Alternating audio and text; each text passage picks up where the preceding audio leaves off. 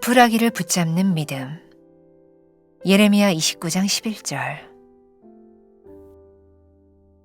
여호와의 말씀이니라. 너희를 향한 나의 생각을 내가 아나니 평안이요 재앙이 아니니라. 너희에게 미래와 희망을 주는 것이니라. 물에 빠지면 지푸라기라도 잡는다라는 속담이 있습니다.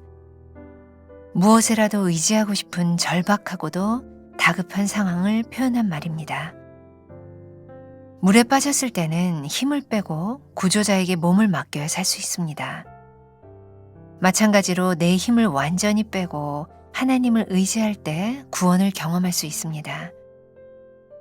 믿음은 나의 무지와 유한함과 죽음을 인정하는 것입니다. 절망의 끝에서 내 힘으로 발버둥치는 것이 아니라 하나님께 도움을 청하고 주께 모두 맡기는 것입니다. 하나님을 진심으로 신뢰해야 맡길 수 있습니다. 믿음으로 맡기고 순종하면 하나님을 경험하게 됩니다. 육의 눈으로 볼 때는 절망하고 원망할 것뿐이지만 영의 눈으로 볼 때는 하나님의 일들이 보이고 바라며 소망하게 됩니다. 지푸라기가 아니라 하나님의 생각과 뜻을 붙잡아야 합니다. 주의 뜻대로 실행해야 합니다. 급한 마음에 붙든 것은 나를 살리지 못합니다. 망망대해에서 여러분은 무엇을 붙들겠습니까? 결국은 지푸라기였음을 거듭 확인하는 인생을 살겠습니까? 지푸라기를 의지할 것인가 아니면 하나님을 의지할 것인가를 결단해야 합니다. 답은 간단합니다. 그럼에도 하나님을 믿는다는 것은 쉽지 않습니다. 우리는 쉬운 길이 아니라 하나님의 길을 택했습니다. 재앙처럼 보여도 그것이 평안이라 말씀하시면 순복하는 것이 믿음입니다. 하나님은 실수가 없으십니다. 순종의 끝에 주님이 주시는 궁극적인 평안을 맛보게 될 것입니다. 나는 하나님만 붙들고 의지합니까? 나는 어떤 지푸라기들을 붙잡고 있습니까? 나는 쉬운 길을 택합니까? 아니면 하나님의 길을 택합니까?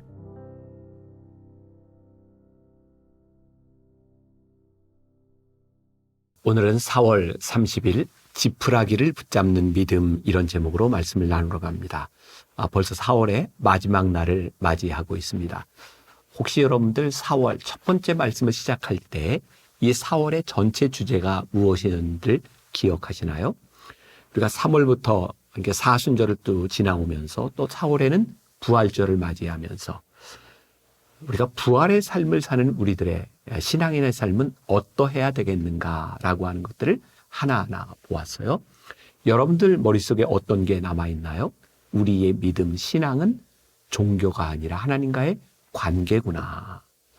그리고 오늘 지푸라기를 붙잡는 이 믿음에 대해서도 여러분과 나누려고 하는데 4월 한 달의 제목이 거듭남이었어요. 거듭남. 하나님 앞에 새로 태어난 우리들이 어떤 삶을 살아가야 되는가, 그리고 어떤 믿음을 가져야 되는가 하는 부분이었죠. 오늘 우리가 본문으로 택한 예레미야 29장 11절은 아주 유명한 말씀이에요. 자, 들었지만 다시 한번 제가 읽어드려요. 여호와의 말씀이니라. 너희를 향한 나의 생각을 내가 아나니 평안이요 재앙이 아니니라. 너희에게 미래와 희망을 주는 것이니라. 우리를 향한 하나님 아버지의 생각이 뭐라고요? 평안이라고 말씀하고 있어요. 하나님은 우리들에게 재앙을 주시려는 분이 아니에요. 우리들에게 평안을 주시려는 분이죠. 그래서 요 예레미야 29장 11절에 이어서 12절에 굉장히 유명한 말씀이 나오고 있죠. 너희가 내게 부르짖으며 내게 와서 기도하면 내가 너희들의 기도를 들을 것이요. 너희가 내게 와서 부르짖으면 내가 너희의 기도를 들으리라. 자, 언제 우리들에게 평안이 찾아올까요? 우리의 문제, 우리의 기도를 하나님이 들으시는구나. 하나님께서 우리의 기도를 들으시면 어떤 일이 일어날까요? 그 기도, 우리 인생의 문제를 해결해 주시겠다고 하는 말씀이죠. 그래서 하나님께 부르짖는 자의 삶이 평안한 거예요. 문제가 없는 자의 삶이 평안한 것이 아니라 우리의 문제를 하나님께 아뢰일 수 있기 때문에. 우리는 언제 하나님께 부르짖으며 아뢰일 수 있을까요? 하나님의 숨결 첫 번째 문단이 이렇게 시작하고 있죠. 물에 빠지면 지푸라기라도 잡는다라는 속담이 있습니다. 지푸라기라도 잡는다. 얼마나 절박한 심정이겠어요.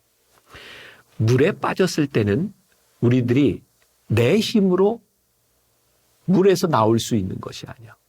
내가 수영을 못하는데, 아니 수영을 해도 이 깊은 물 속에서 내가 빠져나올 능력이 없는데 우리들이 허우적거린다면 계속해서 우리의 힘은 빠지게 될 것이고, 힘이 빠지면 우리는 물에서 나올 수 없는 거죠.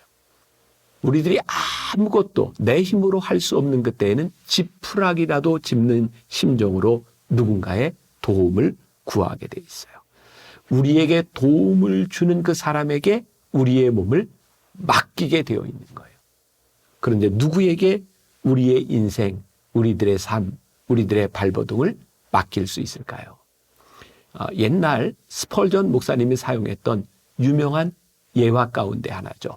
여러 가지 버전으로 이렇게 내려오는 이야기인데, 어떤 사람이 나이아가라 폴, 캐나다에서부터 미국으로 내려오는 그 나이아가라 폭포에서 이제 수영을 하다가 나중에 이게 폭포로 떨어진다는 사실을 알고 죽게 된 거죠. 그때 이 사람이 막 살려달라고 할 때 이 사람에게는 두 가지가 다가와요. 하나는 저 캐나다 위에서부터 내려오는 커다란 통나무고, 또 하나는 아주 힘이 없어 보이는 밧줄을 누군가 던진 거죠. 스펄전 목사님이 그 예화 가운데서 무엇을 잡을 것이냐 묻는 거죠. 우리들 눈에 보이는 커다란 든든하게 보이는 그 통나무를 붙드는 순간 그 통나무와 함께 나야가라 폴에 떨어져서 죽고 말 거예요. 그런데 정말 하찮은 것 같이 보이지만 우리를 구조하기 위해서 던진 그 밧줄을 잡는다면 그것을 끌어당기는 사람에 의해서 우리는 구조를 받게 될 거예요. 이 험한 세상 가운데서 우리의 믿음이 마치 밧줄처럼 보잘것없는 줄처럼 느껴질 때가 많이 있어요. 왜? 우리가 이 세상에 살아가다 보면 당장 우리들의 눈에 보이는 커다란 안전판 같은 것들이 있어요. 우리들에게 제일 쉽게 눈에 보이니까 돈 문제 아닐까요? 가만히 보면 돈을 의지했다, 돈에 실망할 뿐만 아니라 돈으로 인하여 죄를 짓는 사람들을 많이 보게 돼요. 인생이 추락하는 경우들도 많이 보게 돼요. 그러니까 돈이 쓸데없는 것이 아니죠. 우리들의 인생에 참 필요한 것이죠. 그러나 돈을 궁극적인 것으로 생각하고 돈을 움켜쥐는 순간 우리는 나야가라 폴로 떨어질 수밖에 없는 거예요. 오늘 여러분들에게 중요한 질문을 던지고 싶어요. 여러분들이 지금 붙잡고 있는 그 통나무, 우리를 구해줄 것 같이 생각하는 그 통나무가 우리들의 인생의 궁극적인 것이 아니라면 빨리 통나무에서 손을 놓고 생명줄을 잡아야 되는 거죠. 성경은 우리들에게 무엇을 말씀하고 있어요?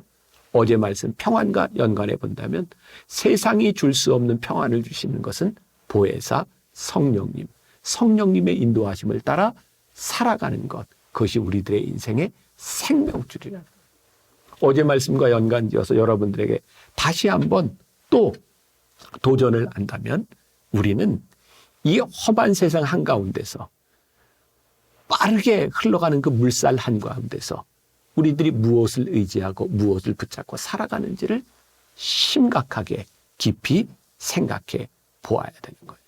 두 번째 문단에 보니까 하나님을 진심으로 신뢰하여 우리들이 나를 맡길 수 있습니다. 저와 여러분들에게 던져지는 중요한 질문입니다. 우리는 하나님을 예배하고 하나님을 믿고 살아간다고 하는데 우리는 진심으로 하나님을 신뢰하는가? 내가 하나님 붙들면 내가 능히 살 것입니다라는 믿음을 가지고 우리들이 살아가고 있는가? 하나님의 뜻과 생각을 우리들이 구하며 살아가고 있는가? 아니면 우리들의 눈에 보이는 든든한 것을 우리들이 붙잡고 살아가고 있는가? 세 번째 문단. 망망대해에서 여러분은 무엇을 붙들고 살아갑니까? 우리들은 쉬운 길을 따라가는 사람이 아니라 우리들이 붙잡아야 되는 생명의 길을 붙들고 살아가야 되는 거죠. 제가 참 좋아하는 말이 있어요. 하나님의 관점. 우리가 예수를 믿고 믿음이 성장하고 예배에 성공한다고 하는 것을 저는 어떻게 표현하냐면 하나님의 관점이 우리들 속에 들어올 때이다. 이 험한 세상, 조금 전에 예를 들었던 저 캐나다에서부터 내려오는 그 물살, 나야가라 폴로 떨어지는 그런 인생을 살아가면서 우리들은 무엇을 선택하며 무엇을 잡고 살아가야 되는지를 분명히 해야 되는 하나님의 관점이 우리들에게 보여줘야 되는 거죠. 굉장히 유명한 잘 알려진 주홍글씨라고 하는 소설을 쓴 호손이라는 사람이 있어요. 이 호손은 본래 직업이 공무원, 세관원인가 어떤 직장을 다니는 사람이었다 그러죠. 이 호손은 글 쓰는 걸 참 좋아하는 사람이었는데 늘 시간이 없어서 글을 쓰지 못했대요. 근데 어느 날 한순간에 직장에서 파이어를 당하게 했어요. 그의 인생에 굉장히 힘든 시기를 지나가게 된 거죠. 근데 믿음을 가지고 있었던 그 아내가 굉장히 어렵게 그 시기를 지나가고 있는 남편 호손에게 그런 이야기를 해요. 나는 모든 것을 잃었다고 생각하는데 그래요. 당신은 명예도 직장도 다 잃었다고 생각하죠. 근데 당신이 얻은 게 있잖아요. 호손이 아내에게 묻습니다. 내가 다 잃어버렸는데 내가 무엇을 얻었다고? 하나님께서 당신에게 시간을 주셨잖아요. 평소에 글을 그렇게 쓰는 걸 좋아하고 늘 시간이 없다고 생각했는데 하나님께서 당신에게 시간을 주셨잖아요. 직장을 잃고 명예도 잃었다고 생각하는 그 순간에 이 아내가 이 남편에게 격려한 말이 뭐였냐면 그애가 가지고 있는 재능을 위하여 하나님이 시간을 주셨다는 것이었어요. 그때 호스는 몸의 전율을 느꼈다 그러죠. 그래, 내가 시간이 없어서 하지 못하던 일을 내가 할 수 있겠구나. 그리고 그가 쓴 소설이 주홍글씨예요. 그는 유명한 소설가, 베스트셀러 소설가가 되죠. 놀랍지 않습니까? 우리의 인생을 어떤 관점으로 바라보는가. 우리가 성령님의 인도하심을 따라 살아가는 사람임을 우리들이 확신할 때 지금 우리들의 삶에 성령님이 우리를 어떻게 인도하시는가를 보기 시작할 때 우리는 진짜 믿음을 붙들고 살아갈 수 있는 것이죠. 자, 믿음으로 나를 본다. 제가 믿음으로 항해하라 라고 하는 시리즈 때 잠깐 썼던 글을 좀 읽어드리면서 오늘 말씀을 좀 맞춰볼까 해요. 우리가 잘 아는 이야기를 하나 예를 들어보겠습니다. 창세기에 나오는 요셉을 생각해 보세요. 아마도 요셉은 귀공자로 태어나서 귀여움을 받고 자랐을 뿐 아니라 요즘으로 말하면 F4 같은 꽃미남이었을 것 같습니다. 그런 그에게 지푸라기가 나타났습니다. 그를 유혹하는 사모님이 등장한 것입니다. 대충 타협을 한다면 비밀을 잘 유지한다면 많은 혜택을 누리고 살 수 있었을 것입니다. 그러나 요셉은 자기에게 주어진 지푸라기를 잡는 대신 하나님의 끈을 놓지 않기로 결심합니다. 그 지푸라기를 포기하는 순간 절망에 빠지는 것 같았습니다. 아니, 인생의 나락으로 떨어졌지요. 평생 가보지 않은 감옥에 간 것입니다. 하지만 그 절망의 나락에서도 요셉은 하나님과의 끈을 놓지 않았습니다. 어떻게 알 수 있느냐고요? 간수장의 눈에 요셉이 하나님과 동행하며 형통하는 모습이 보였으니까요. 요셉이 만일 지푸라기를 잡고 있었다면 결코 국무총리가 될 수 없었을 것입니다. 오늘 우리들에게도 수없이 많은 지푸라기들이 보일 것입니다. 무엇을 잡을 것인지 선택은 우리가 해야 되는 것이죠. 믿음으로 우리들이 선택하고 지푸라기가 아닌 진짜 믿음으로 붙잡아야 되는 것이 무엇인지를 오늘 우리들이 붙잡을 수 있다면 우리는 결코 후회하지 않을 인생을 살게 될 것입니다. 기도하겠습니다. 우리 눈에는 늘 보암직한 것, 먹음직스러운 것, 의지할 만한 것들이 눈에 보입니다. 그러나 지푸라기라도 잡을 그런 심정을 가지고 우리들이 붙들어야 되는 믿음의 끈이 무엇인지를 올바로 보게 하여 주옵시고 그 끈을 붙들고 승리하는 주의 백성들이 되게 하여 주옵소서. 예수님의 이름으로 기도했습니다. 아멘.